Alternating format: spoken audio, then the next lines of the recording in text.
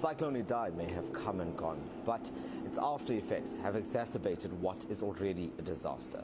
More than 60 people are currently believed to have been killed during the cyclone and more than 1,000 injured. Now, those are not final numbers. The Mozambican government is still assessing the situation and hoping to have a final report soon. Were you here when the cyclone hit? Yes, I was here. We were here. We were in the house. Actually, we had been told to move out of Beira, but we never thought and expected that it could have been serious as it is. It was catastrophic, destructive, and we're in panic. There is no communication. There is nothing that is functioning at the moment. Even the port is closed. No networks, banks, they're closed, everything. You see, we can't even get in touch with our relatives there. But well, thank God we are lucky, but most of the people, they were not lucky. I can say 99% of the houses, they've been destroyed. As it stands, the city of Beira has no communications. All cell phone infrastructure has been torn down. Electricity poles have been cut off, meaning that there is no power supply in the city as it stands. There is also a very high risk of flooding. And just on Saturday night, in fact, rescue teams from South Africa got to work and managed to rescue over 25 people that had been stranded after waters rose extremely high on the only usable road leading into the city of Beira and Dondo. That road has been split in two, creating a huge problem for those that are wanting to come in and out of the city or to offer any sort of assistance, including that of supplies.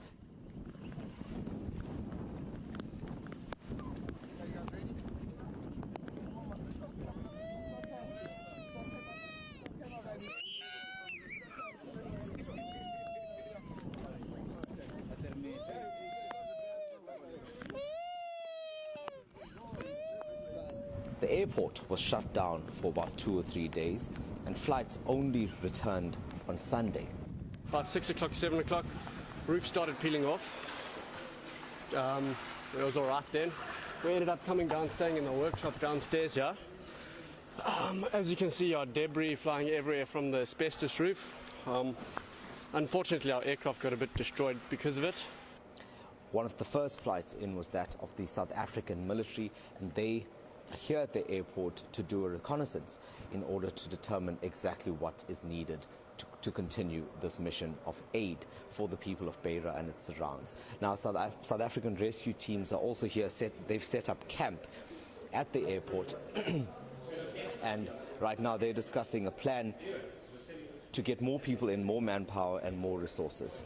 In front of me is Ian Shaw of Rescue SA. Ian, you've just held a meeting with your team. Yes. What have you told them? Right, what we've decided, the guys have been out in the field yesterday and this morning. The situation already last night was quite dire. They rescued 22 people. They went back to the same spot this morning. Parts of the road have been washed away even closer to Beira. The people that they thought were still going to be in the trees had been washed away during the course of the night. The water levels had risen by 3 or 4 meters. And we realized, due to the fact that it is as dire as what it is, that we are a small team, a little bit under-resourced for the amount of work that we envisage having to do. And we've created a list that we're going to communicate back to South Africa of additional rescuers and equipment that we're going to need in order to be able to address this emergency. In summary, what is on that list? It's personnel, so it's a needs analysis essentially. We've made a detailed list of the type of equipment we need, the amount of people that we would require to do it, and we've developed a profile of the person required to come and do that sort of work. And what's it looking like now? Are we able to get those people in? Communication has been a problem so far. Communication is a major problem. So I'll find someone with a sat phone and phone it through to Joburg and to the University of Johannesburg and see if they can assist. And then we've asked, the military have arrived this morning, have given them our needs of how many people we need and the type of equipment we need, with the hope that they'd be prepared to fly the guys up as soon as possible, because driving by road is absolutely not an option.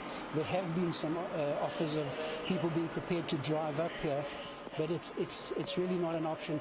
Roads have been washed away, bridges have been washed away in numerous places. It would be a complete waste of time to try and drive here to get here. We would need this flown in. Ian, until that happens, what is the team going to deal with now, the team that's already here, with the resources that you have? We'll continue working. We've got resources.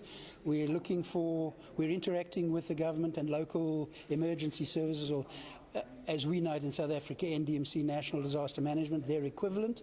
We're talking to them, telling them exactly what kind of support we need.